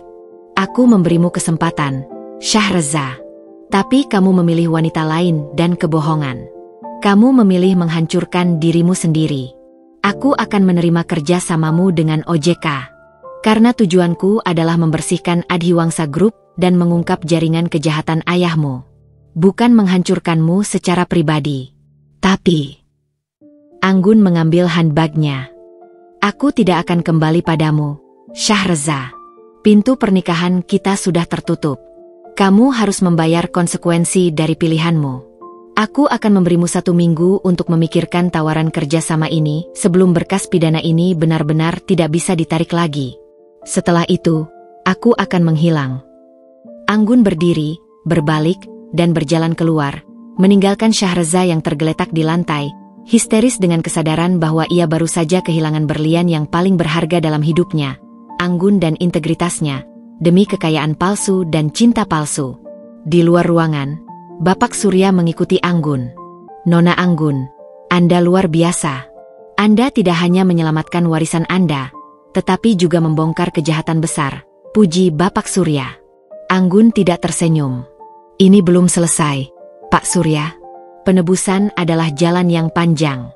Saya hanya berharap Shahreza memilih jalan yang benar sebelum terlambat. Dunia Shahreza runtuh dalam sekejap mata. Berita tentang audit besar-besaran di perusahaan ayahnya, yang disusul oleh penangkapan Andin dan beberapa petinggi terkait skema pencucian uang melalui Nusantara Global, menjadi berita utama yang mengguncang jagat bisnis. Anggun, sang arsitek di balik pengungkapan ini, kini menjadi sorotan, bukan lagi sebagai istri yang dikhianati, melainkan sebagai sosok wanita kuat yang berani membersihkan konglomerasi keluarga besarnya sendiri. Shahreza, setelah pertemuan klimaks yang menghancurkannya, memilih untuk bekerja sama dengan pihak berwenang. Keputusannya adalah sebuah penyerahan diri, bukan hanya kepada hukum, tetapi juga kepada nuraninya. Ia bersaksi, mengungkap secara rinci peran ayahnya dan jaringan gelap yang ia ikuti. Ia tahu, dengan melakukan ini, ia membalikan pisau ke dirinya sendiri, Tetapi ini adalah satu-satunya cara untuk membersihkan sisa-sisa kehormatan yang ia miliki. 1 minggu setelah hari kejutan itu, Shahreza sudah berada di balik jeruji besi untuk menjalani proses penyelidikan dan persidangan. Ia kehilangan segalanya: kebebasan, kekayaan, reputasi, dan yang paling menyakitkan, kepercayaan Anggun. Pada suatu siang yang dingin, Anggun, dengan ditemani Bapak Surya, mengunjungi Shahreza di ruang kunjungan tahanan. Shahreza tampak kurus, matanya cekung, dan semangatnya telah padam. Ia mengenakan seragam tahanan, kontras sekali dengan setelan mahal yang selalu ia kenakan. "Terima kasih sudah mau datang, Anggun," ujar Shahreza, suaranya pelan dan serak. Anggun duduk di kursi plastik, menjaga jarak. Ia menatap Shahreza bukan dengan kebencian, melainkan dengan rasa kasihan yang tulus. "Aku datang untuk memastikan kerjasamamu, Shahreza. Aku tidak ingin ada drama lagi. Aku hanya ingin semuanya bersih. Aku sudah menceritakan semuanya, Anggun. Dari awal ayahku memaksaku menikahi kamu demi saham itu, sampai kebohongan Andin. Aku sudah membersihkan namaku, meskipun terlalu terlambat," kata Shahreza, menunduk. "Kenapa, Shahreza? Kenapa kamu baru jujur sekarang? Kenapa kamu memilih menempuh jalan yang penuh kebohongan dan pengkhianatan, alih-alih jalan yang lurus bersamaku?" tanya Anggun, nadanya tidak menuntut, melainkan mencari jawaban mendalam. Shahreza mengangkat wajahnya, air matanya menetes. "Aku tidak pernah meragukanmu, Anggun. Aku meragukan diriku. Kamu adalah berlian yang terlalu sempurna. Aku merasa tidak pantas untukmu. Aku pikir, tanpa kekuasaan dan kekayaan yang setara denganmu, aku akan selalu berada di bawah bayanganmu." Ia menarik napas panjang. "Ayahku selalu bilang, cinta itu fana, tapi kekuasaan itu abadi. Dia memaksaku untuk mengejar saham itu. Aku pikir, dengan mendapatkan saham Adhiwangsa Group, aku bisa membuktikan bahwa aku pantas menjadi suamimu, bahwa aku bisa mengendalikan segalanya. Aku terlalu takut untuk mengaku padamu bahwa aku merasa rendah diri. Dan kamu memilih selingkuh sebagai jalan keluar dari rasa rendah dirimu. Aku hanya ingin kamu membenciku, Anggun. Aku ingin kamu meninggalkanku. Aku terlalu pengecut untuk meminta cerai, tapi aku juga terlalu takut untuk mengakui kelemahanku. Jadi, aku mencoba membuatmu pergi dengan cara yang paling kotor, berharap kamu akan mencampakkanku, dan aku akan mendapatkan apa yang aku inginkan sambil menyalahkanmu. Itu adalah kebodohan dan keangkuhan terbesarku." Shahreza menutup wajahnya, isakannya tertahan. "Aku minta maaf, Anggun. Bukan karena kamu menang, tapi karena aku telah menghancurkan satu-satunya hal nyata yang aku miliki, cintamu."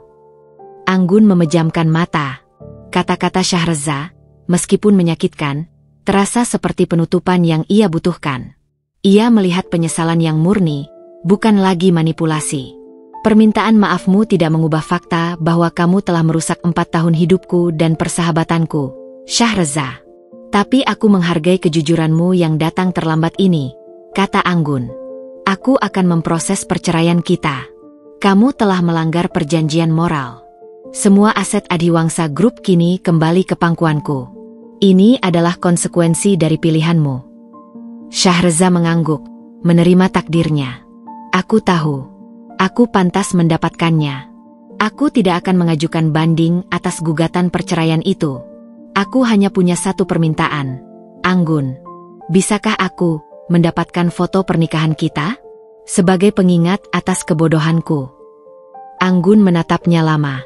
Ia bangkit, menyentuh kaca pembatas di antara mereka, meskipun ia tidak menyentuh Shahreza secara langsung. "Jalani hukumanmu dengan baik, Shahreza. Penebusan adalah jalan yang panjang. Lupakan masa lalu. Fokus pada masa depanmu. Setelah semua ini selesai, mungkin kita bisa bicara lagi, sebagai manusia, bukan sebagai suami dan istri." Anggun berbalik, diikuti Bapak Surya. Di luar, sorotan media menanti, namun Anggun berjalan melewatinya dengan kepala tegak. Ia telah mendapatkan kembali warisannya, membersihkan nama keluarganya, dan menghancurkan konspirasi gelap. Ia telah menang. Tetapi kemenangan ini terasa hambar, karena ia harus mengorbankan hati yang pernah ia miliki. Di balik kaca, Syahreza melihat kepergian Anggun. Ia kini hanya memiliki satu hal yang tersisa, penyesalan yang mendalam dan kesempatan untuk memperbaiki diri.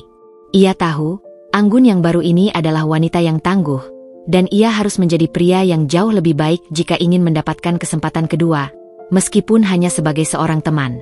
Perceraian Anggun dan Syahreza diputus dengan cepat dan tanpa gejolak berarti di pengadilan. Berkat bukti-bukti yang disajikan Anggun, Syahreza dinyatakan bersalah melanggar perjanjian pranikah dan undang-undang korupsi. Syahreza menerima keputusan itu tanpa perlawanan, fokus pada proses hukum pidananya dan janji penebusan. Anggun, sesuai dengan klausul perjanjian, mendapatkan kembali semua saham Adhiwangsa Group, mengamankan warisan keluarganya. Anggun kini resmi menjabat sebagai CEO baru Adhiwangsa Group, menggabungkan kecerdasan hukumnya dengan otoritas bisnis yang tak terbantahkan. Ia menghabiskan hari-harinya di balik meja marmer di lantai eksekutif, memimpin proses bersih-bersih perusahaan dari sisa-sisa korupsi yang ditinggalkan oleh jaringan Syahreza dan ayahnya. Ia adalah sosok yang disegani, perpaduan langka antara kecantikan dan kekuatan. Ia telah mencapai segalanya yang pernah ia impikan dalam karir. Namun ada ruang hampa yang ditinggalkan oleh kehancuran pernikahannya. "Nona Anggun, Anda tampak lelah," ujar Bapak Surya, yang kini menjadi penasihat hukum utama Anggun, saat mereka meninjau laporan keuangan. Anggun memijat pelipisnya. "Kelelahan ini bukan fisik, Pak Surya. Ini lelah batin. Saya memenangkan perang, tapi saya kehilangan kedamaian. Waktu akan menyembuhkan, Nona. Anda sudah melakukan hal yang benar. Anda menyelamatkan diri Anda dan perusahaan ini," hibur Bapak Surya. "Saya tahu. Tapi terkadang, saya bertanya-tanya, apakah Syahreza benar-benar sudah berubah? Apakah penyesalannya tulus?" Anggun meletakkan pena, menatap kosong keluar jendela, di mana siluet kota seolah memanggil masa lalu. Penyesalan Tuan Syahreza tampak tulus di persidangan. Kerjasamanya telah membantu menjatuhkan jaringan ayahnya. "Itu adalah tindakan berani yang mahal," komentar Bapak Surya, menyiratkan bahwa Syahreza telah mengorbankan ikatan keluarga demi kejujuran. Beberapa hari kemudian, Anggun sedang membersihkan barang-barang pribadinya yang masih tersisa di apartemen lama. Ia sudah berencana menjual tempat itu, simbol dari kehidupan yang penuh kebohongan. Saat ia merapikan laci di kamar tidur, ia menemukan kotak kecil beludru yang berisi kenangan, tiket bioskop pertama, surat cinta, dan sebuah buku harian kecil. Ia membuka buku harian itu, yang sudah lama ia lupakan. Di dalamnya, ia menemukan tulisan tangannya beberapa bulan sebelum Syahreza menunjukkan keraguan pada pernikahan mereka. 28 April. "Aku sudah menunda kunjungan ke dokter selama 2 minggu. Aku merasa ada keajaiban yang tumbuh di dalam diriku, tapi aku takut untuk mengatakannya pada Syahreza. Aku ingin memberinya kejutan ulang tahun yang paling indah. Dia akan menjadi seorang ayah. Aku berharap kabar ini bisa menguatkan cintanya, sebelum ia benar-benar terseret oleh ambisinya." Anggun terdiam, darahnya berdesir dingin. Tangannya meraih ponselnya, mencari tanggal kunjungannya ke dokter pada 8 bulan yang lalu, jauh sebelum ia menemukan ponsel Syahreza dan sebelum Syahreza menyatakan keraguan pada pernikahan mereka. Ia ingat, ia telah membatalkan janji dokter saat Syahreza mengatakan akan ada perjalanan bisnis mendadak, yang ternyata adalah pesta ulang tahun rahasianya dengan Andin di penthouse. Anggun segera menghubungi klinik langganannya, meminta salinan hasil pemeriksaan kesehatan lengkap yang ia lakukan sebelum menikah. Hasilnya ia terima dalam bentuk email beberapa jam kemudian. Ia membuka file tersebut. Laporan itu mengkonfirmasi apa yang ia takutkan, dan sekaligus menjelaskan semua mual serta kelelahan yang ia alami sebelum konfrontasi. Saat Anggun menjalani pemeriksaan itu, ia sudah berada di tahap awal kehamilan. Ia telah mengandung anak Syahreza. Anggun terduduk di sofa. Matanya basah, tapi air mata itu bukan lagi air mata kesedihan, melainkan perpaduan antara penyesalan dan sebuah kesadaran. Ia telah membatalkan janji dokter itu, dan kemudian, ia terlalu disibukkan oleh pengkhianatan dan proses hukum, hingga ia tidak menyadari perubahan fisik yang terjadi. Begitu ia sibuk menjadi jenderal dan merencanakan kehancuran Syahreza, ia mengabaikan dirinya sendiri. Anak ini, Dia adalah satu-satunya hal nyata yang tersisa dari pernikahan yang penuh kepalsuan. Anak ini lahir dari cinta yang tulus yang ia berikan pada Shahreza, sebelum semuanya hancur. Bayi ini adalah bukti nyata dari ikatan suci yang Shahreza ragukan. "Oh, Shahreza," bisik Anggun, tangannya menyentuh perutnya yang sudah tidak lagi rata. Kini mengingat kembali semua gejala kehamilan yang ia abaikan karena stres. Ia telah melewati masa kehamilan seorang diri, tanpa menyadari kehadirannya, sibuk dengan perang balas dendamnya. Ia mengambil ponselnya dan menghubungi Bapak Surya lagi. Suaranya kini penuh emosi. "Pak Surya, ada satu hal lagi yang harus kita bereskan. Ini sangat rahasia, hanya kita berdua yang boleh tahu," kata Anggun. "Tolong siapkan sebuah surat. Surat ini akan saya kirimkan kepada Shahreza di penjara. Surat itu harus berisi tentang hak asuh dan permohonan untuk menemuinya setelah ia bebas." "Tentu, Nona." "Mengenai hal apa?" tanya Bapak Surya, sedikit bingung dengan permintaan mendadak ini. Anggun mengambil napas dalam-dalam, menatap buku harian itu. "Tolong masukkan foto ultrasound dari klinik yang baru saja saya dapatkan. Katakan padanya bahwa alasan aku tidak pernah benar-benar menceraikannya secara batiniah adalah karena aku sudah mengandung anaknya saat dia berselingkuh. Dan anak ini adalah satu-satunya bukti cinta yang pernah ia ragukan." Malam itu, Anggun tidak lagi tidur dengan perasaan hampa. Ia kini memiliki misi yang lebih penting dari sekadar bisnis dan kekuasaan. Ia memiliki kehidupan kecil di dalam dirinya yang harus ia lindungi. Ia tahu, ia harus memaafkan Shahreza demi anak ini. Shahreza harus tahu bahwa di tengah kehancuran, ada harapan kecil yang tumbuh. Anggun memasukkan surat dan foto ultrasound samar itu ke dalam amplop yang disegel rapat. Ia menyerahkannya pada Bapak Surya dengan instruksi keras untuk mengirimkannya tepat 1 hari sebelum Shahreza mendapatkan pembebasan bersyarat. Ia ingin surat ini menjadi babak penebusan bagi Shahreza, bukan beban. 2 tahun telah berlalu sejak badai pengkhianatan dan kehancuran melanda. Anggun kini menjalani kehidupan yang berputar pada 2 poros utama. Kekuasaan di lantai eksekutif Adhiwangsa Group, dan kehangatan di rumah yang kini ia huni bersama putranya. Di usianya yang masih muda, Anggun telah membuktikan dirinya sebagai CEO yang brilian dan tak kenal lelah. Ia membersihkan nama perusahaan, menstabilkan pasar, dan menggandakan aset. Para petinggi perusahaan yang dulu meragukannya, kini tunduk hormat pada setiap keputusan yang ia ambil. Anggun adalah titanium yang dipoles sempurna, kuat, mengilap, dan tak tertembus. Namun, di balik setelan kerjanya yang mahal, ia adalah seorang ibu tunggal bagi putranya, Arka. Arka, dengan mata hitam pekat dan senyum lebar yang selalu mengingatkan Anggun pada Shahreza, adalah pusat semestanya. Setiap tawa Arka, setiap langkah kakinya, adalah pengingat bahwa di balik pengkhianatan yang pahit, ada keajaiban yang tumbuh dari cinta sejatinya.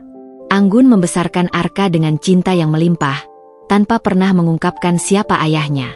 "Selamat siang, Nona Anggun," sapa Bapak Surya, memasuki kantor Anggun yang disinari cahaya matahari sore. "Selamat siang, Pak Surya. Ada perkembangan terbaru dari proyek revitalisasi kita?" tanya Anggun, sambil menandatangani setumpuk dokumen penting. "Semua berjalan lancar, Nona. Adhiwangsa Group kembali menjadi raksasa yang tak tertandingi," jawab Bapak Surya. Ia kemudian meletakkan sebuah amplop tebal di meja Anggun, bukan berkas perusahaan, melainkan amplop coklat polos yang sudah disegel.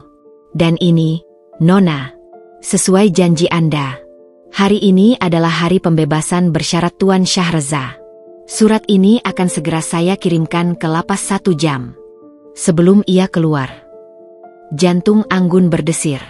Ia menatap amplop itu, yang berisi surat penyesalan, pengampunan, dan kejutan terbesar, bahwa Shahreza adalah seorang ayah. Sudah 2 tahun ia menunggu momen ini, memendam rahasia besar itu sendirian. "Anda yakin dengan keputusan ini, Nona? Setelah semua yang ia lakukan, Anda masih memberinya kesempatan untuk menjadi seorang ayah?" tanya Bapak Surya hati-hati. Anggun menghela napas, menatap foto Arka yang tersenyum lebar di sudut mejanya. "Ini bukan tentang Shahreza, Pak Surya. Ini tentang Arka. Arka pantas memiliki ayah yang utuh, yang telah menjalani penebusan. Dan Syahreza, dia pantas mendapatkan kesempatan kedua. Terutama setelah ia berani bersaksi melawan keluarganya sendiri. Itu adalah bukti bahwa ia telah memilih jalan kebenaran. Anggun mengambil amplop itu, membolak-baliknya. Saya tidak tahu bagaimana reaksinya. Mungkin dia akan marah, mungkin dia akan menolak. Tapi saya harus memberinya tahu. Rahasia ini terlalu besar untuk saya tanggung sendiri, dan terlalu penting untuk masa depan Arka. Semoga berjalan lancar, Nona. Saya akan memastikan surat ini sampai ke tangannya, ujar Bapak Surya, lalu undur diri. Setelah Bapak Surya pergi, Anggun mencoba menenangkan diri. Ia menghubungi pengasuh Arka melalui interkom. "Bei Inah, Arka sudah tidur siang." "Sudah, Nona." "Dia pulas sekali," jawab pengasuh itu dari rumah. Anggun mengambil jeda. Ia mengalihkan pikirannya ke masa depan. Ia sudah memaafkan Syahreza, tidak sebagai suami, tetapi sebagai sesama manusia yang berjuang menemukan jalannya. Kehancuran Syahreza adalah jalannya menuju penebusan. Dan kehadiran Arka adalah jembatan yang menghubungkan mereka kembali, bukan sebagai pasangan, tetapi sebagai orang tua. 1 jam kemudian, Bapak Surya mengirim pesan singkat, "Surat sudah diterima." Anggun menatap langit yang mulai senja. Di luar sana, Syahreza sedang melangkah keluar dari penjara, kembali ke dunia yang telah ia hancurkan, tanpa tahu bahwa ia akan disambut oleh kejutan yang jauh lebih besar dari sekadar kebebasan. Kejutan yang akan membuatnya benar-benar histeris. Sementara Syahreza sedang membaca surat itu di suatu tempat, Anggun mengambil keputusan drastis. Ia memesan tiket pesawat ke luar kota. Ia tidak ingin Syahreza langsung menghubunginya, tidak ingin ia datang dalam keadaan emosi yang tidak stabil. Ia ingin Syahreza memproses informasi itu, merenung, dan menemuinya hanya setelah ia benar-benar siap. Ia tahu, pengungkapan ini akan menjadi bom emosional bagi Syahreza. Anggun berharap, di balik kehisterisan itu, akan tumbuh benih tanggung jawab yang baru. Anggun pulang ke rumah, mencium kening Arka yang pulas di boks bayinya. Ia mengemas tas sederhana. Ia meninggalkan catatan untuk Bei Inah, bahwa ia akan pergi selama 2 hari, tetapi ia akan menghubungi setiap saat. Ia pergi meninggalkan kediamannya, membawa Arka dalam gendongannya. Anggun sedang menuju tempat yang tenang, tempat yang jauh dari hiruk-pikuk kota, tempat yang akan menjadi latar bagi pertemuan penebusan bagi Syahreza. Waktu bergerak lambat seperti siput bagi Syahreza selama 2 tahun di balik jeruji besi. Masa-masa awal dipenuhi kemarahan, penyesalan, dan kehancuran. Ia kehilangan segalanya, termasuk ikatan dengan ayahnya yang kini juga dipenjara. Namun, berkat kerja sama penuhnya dalam mengungkap jaringan Nusantara Global dan perilaku baiknya, masa hukumannya dikurangi. Ia keluar sebagai pria yang jauh berbeda, lebih kurus, lebih tenang, dengan mata yang menyimpan bayangan kepedihan, tetapi juga kejujuran. Syahreza melangkah keluar dari gerbang lapas, menghirup udara kebebasan. Dunia luar terasa asing, bising, dan menakutkan. Ia tidak disambut oleh kemewahan atau sorotan kamera, melainkan oleh keheningan dan seorang pengantar jasa kurir yang berdiri di gerbang. "Tuan Syahreza, ini ada paket untuk Anda." Atas permintaan Nyonya Anggun, ujar kurir itu, menyerahkan amplop coklat tebal yang disegel rapat. Jantung Syahreza berdesir. Anggun. Setelah 2 tahun, ia akhirnya mendengar kabar dari wanita yang ia hancurkan. Tangannya gemetar saat menerima amplop itu, seolah benda itu adalah cawan berisi racun dan penawar sekaligus. Ia membuka amplop itu, menemukan surat tulisan tangan Anggun dan sebuah foto kecil. Ia pergi ke taman umum terdekat, duduk di bangku kayu di bawah pohon rindang, jauh dari keramaian, mencari kedamaian yang ia butuhkan untuk membaca. "Syahreza, aku tidak ingin surat ini menjadi bebanmu. Aku akan membesarkannya sendiri, seperti yang sudah kulakukan selama 2 tahun terakhir. Tapi aku ingin kamu tahu, alasan aku tidak pernah benar-benar menceraikanmu secara batiniah adalah karena aku sudah mengandung anak kita saat kamu berselingkuh." Syahreza berhenti bernapas. Kata-kata itu menghantamnya seperti palu godam. Kehidupan? Anak? Matanya berdesir. Lalu ia melanjutkan membaca dengan tangan yang semakin gemetar. "Dia adalah satu-satunya hal nyata yang tersisa dari pernikahan kita. Dia adalah bukti cinta yang kamu ragukan. Kamu sibuk meragukan ikatan kita, mencari kekayaan dan kekuasaan, hingga kamu tidak menyadari ada keajaiban yang tumbuh dari cinta yang kamu sia-siakan. Anak kita, Arka, lahir sehat. Dia tampan, persis sepertimu, dan senyumnya adalah matahari dalam hidupku. Aku memaafkanmu, Shahreza. Bukan karena kamu pantas mendapatkannya, tapi karena anak kita pantas memiliki ayah yang utuh, yang telah menjalani penebusan. Aku telah mengamati semua proses hukummu. Keberanianmu bersaksi melawan ayahmu, kesediaanmu menerima konsekuensi, itu adalah bukti bahwa kamu telah berubah. Aku tidak meminta kamu kembali ke sisiku sebagai suami. Aku memintamu untuk menemuiku dan Arka, sebagai ayahnya. Foto di amplop itu adalah Arka saat usia 6 bulan. Aku tahu ini akan membuatmu histeris, tapi kuharap kehisterisan itu adalah kehisterisan karena kebahagiaan dan penyesalan yang mendalam. Aku akan berada di villa milik keluarga di kawasan Puncak selama 2 hari. Datanglah, Shahreza. Jika kamu siap menjadi ayah. Anggun. Shahreza menjatuhkan surat itu, air matanya tumpah ruah. Ia tidak menangis karena penyesalan atas kehilangan harta, tetapi karena sebuah penyesalan mendalam yang merobek jiwanya. Ia telah menjadi pria terbodoh di dunia.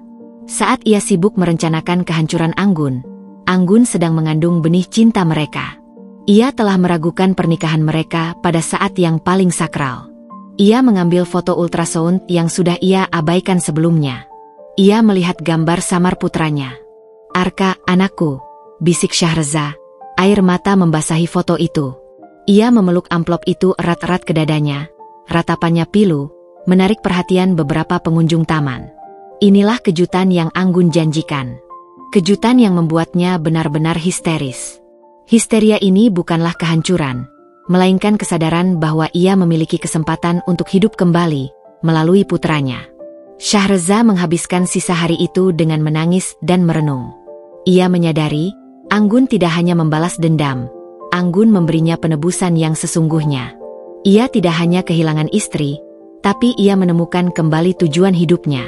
Ia memutuskan untuk menerima tanggung jawab ini. Ia tidak punya uang, tidak punya koneksi, dan tidak punya apa-apa selain pakaian yang melekat di tubuhnya.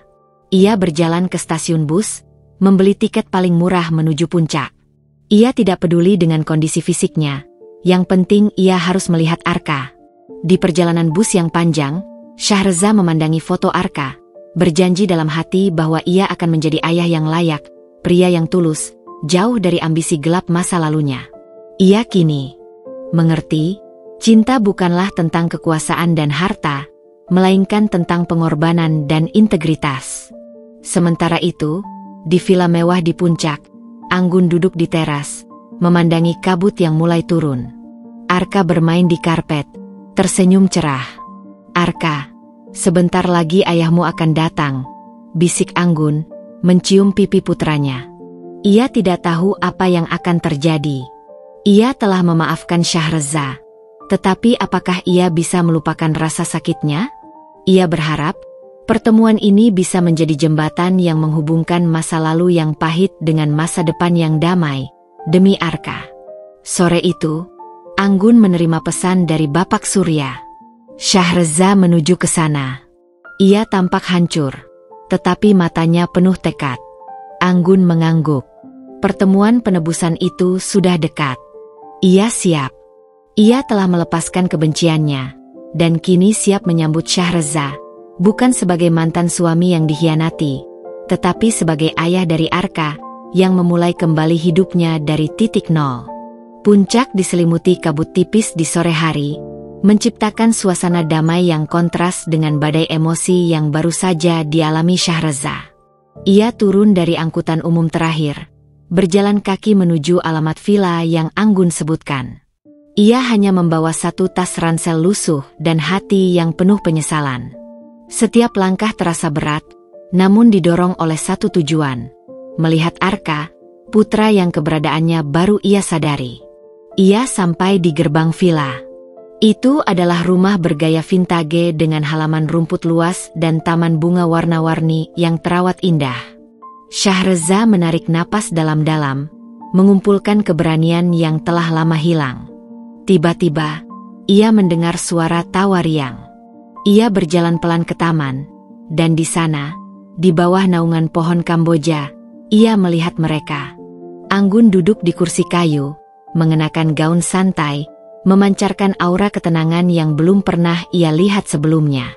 Di pangkuannya, duduk seorang balita laki-laki dengan mata hitam besar yang persis menjiplak matanya. Arka. Melihat Arka untuk pertama kalinya, Syahreza merasa jantungnya berhenti berdetak. Itu adalah rasa sakit dan kebahagiaan yang simultan. Sebuah pemandangan yang menghancurkan dan menyembuhkan dirinya dalam waktu yang sama. Ia melihat dirinya di mata Arka, bukti nyata cinta yang ia ragukan dan pengkhianatan yang ia lakukan. Anggun mengangkat pandangannya, menoleh ke arah Syahreza. Ekspresinya tenang, tanpa amarah, hanya ada kelegaan yang samar. Syahreza, sapa Anggun, suaranya lembut. Syahreza tidak bisa berbicara. Matanya terpaku pada Arka, air mata mulai menggenang. Arka, yang baru berusia 2 tahun, menatap Syahreza dengan tatapan polos dan penasaran, menyandarkan kepala kecilnya di bahu Anggun. Syahreza maju perlahan, berlutut beberapa meter dari mereka, seolah ia tidak pantas untuk mendekat. Anggun. Suaranya pecah. Aku. Arka. Anggun mengangguk. Ya, dia Arka, putra kita. Aku minta maaf, ujar Syahreza, menundukkan kepala.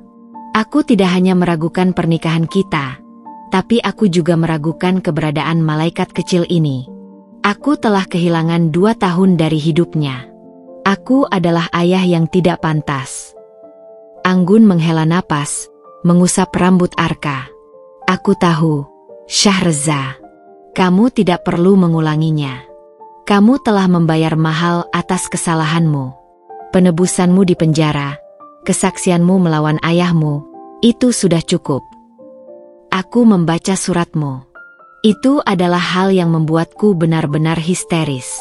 Bukan kehancuran yang kamu sebabkan, Anggun, tetapi kebahagiaan yang kamu simpan dariku. Syahreza mengangkat wajahnya, menatap Anggun dengan penyesalan mendalam. Aku tidak meminta apa-apa darimu, Anggun. Aku hanya meminta satu hal, kesempatan untuk menjadi ayah yang baik. Pria yang berbeda dari diriku yang dulu. Anggun menatap mata Syahreza. Ia melihat kejujuran yang murni, tanpa ada jejak kesombongan atau manipulasi yang dulu ia kenal. Syahreza yang sekarang tampak rentan, tulus, dan penuh penyesalan. Aku memaafkanmu, Syahreza. Untuk Arka, dan untuk diriku sendiri, jawab Anggun, suaranya mengalir seperti air sungai. Aku tidak ingin Arka tumbuh tanpa ayahnya. Aku tidak akan memisahkan kalian. Kamu boleh menemuinya kapanpun kamu mau. Tapi, jangan pernah berharap untuk kembali padaku sebagai suami. Aku mengerti. Aku tidak akan pernah berani memintanya lagi, jawab Syahreza. Ia tahu, kepercayaan Anggun adalah cermin yang pecah, tidak bisa diperbaiki sepenuhnya. Namun setidaknya ia bisa mendapatkan potongan terbesarnya, hubungan dengan putranya. Anggun kemudian mengulurkan Arka pelan-pelan ke pangkuan Syahreza. Arka, ini ayah. Sayang ayah. Syahreza menerima Arka dengan tangan gemetar, mendekap putranya dengan kehati-hatian yang luar biasa. Saat kulitnya menyentuh kulit Arka, gelombang emosi membanjiri dirinya. Arka tidak menangis, sebaliknya, ia menyentuh janggut tipis Syahreza dan tertawa. Ayah, kata Arka, kata pertamanya yang ia ucapkan pada Syahreza. Mendengar kata itu, Syahreza kembali histeris. Ia menangis terseduh-seduh, memeluk Arka erat-erat. Air matanya menetes di bahu Arka, air mata penyesalan, kebahagiaan, dan penebusan. Anggun membiarkan momen itu mengalir. Ia melihat bagaimana Arka menerima ayahnya tanpa prasangka, dan bagaimana Syahreza menerima peran barunya dengan kerendahan hati. Setelah Syahreza berhasil menenangkan diri, ia memandang Anggun. Terima kasih, Anggun. Kamu tidak hanya menyelamatkan dirimu, tapi juga aku. Kamu menyelamatkanku dari diriku sendiri. Mereka duduk berdua di bangku taman itu hingga matahari terbenam, membahas rencana pengasuhan Arka. Mereka bicara tentang masa depan Arka, tentang pendidikan dan nilai-nilai yang akan mereka tanamkan. Mereka bicara sebagai mitra, sebagai orang tua yang bersatu demi anak mereka. Syahreza tidak meminta kembali ke apartemen mewah. Ia mengatakan bahwa ia kini bekerja di sebuah yayasan sosial, jauh dari hingar-bingar bisnis, dan mencari rumah kontrakan kecil. Anggun menghormati pilihan itu. Kamu adalah wanita terkuat yang pernah aku kenal, Anggun. Aku mendoakanmu bahagia, ujar Syahreza tulus. Anggun tersenyum, senyum yang sesungguhnya. Aku sudah bahagia, Syahreza. Kebahagiaanku adalah Arka, dan melihatmu memilih jalan yang benar. Di tengah suasana yang damai, Syahreza menggendong Arka. Bayangan mereka terpantul di taman bunga itu. Tiga sosok yang telah melewati badai pengkhianatan dan kehancuran, kini bersatu dalam ikatan yang paling suci, ikatan keluarga. Anggun telah mendapatkan kembali martabatnya, karirnya, dan kedamaian hatinya. Syahreza mendapatkan kesempatan penebusan. Dan Arka mendapatkan kedua orang tuanya yang utuh, yang mencintainya dengan dewasa. Anggun tidak kembali menjadi istri Syahreza, tetapi mereka tetap menjadi keluarga yang utuh, membangun cinta yang lebih dewasa dan kuat, berpusat pada Arka. Sebuah akhir yang bahagia, penuh makna, dan menyentuh hati.